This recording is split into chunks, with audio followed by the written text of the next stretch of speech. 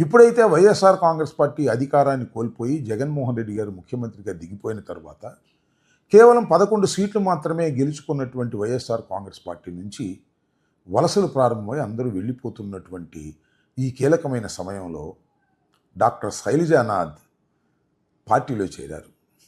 ఇది ఒక మంచి పరిణామం వైఎస్ఆర్ కాంగ్రెస్ పార్టీకి. నేను చాలా సందర్భాల్లో చెప్పాను, మొదటి కొంతకాలం పార్టీ నుంచి వెళ్ళిపోయే వాళ్ళు ఉంటారు, తరువాత మళ్ళీ పార్టీలో చేరే వాళ్ళు ఉంటారు. కానీ శైలజానాథ్ చాలా సుదీర్ఘమైనటువంటి రాజకీయ చరిత్ర కలిగినటువంటి వ్యక్తి.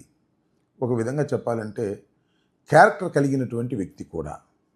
సిద్ధాంతపరంగా పోరాడే మనస్తత్వం కలిగినటువంటి వ్యక్తి.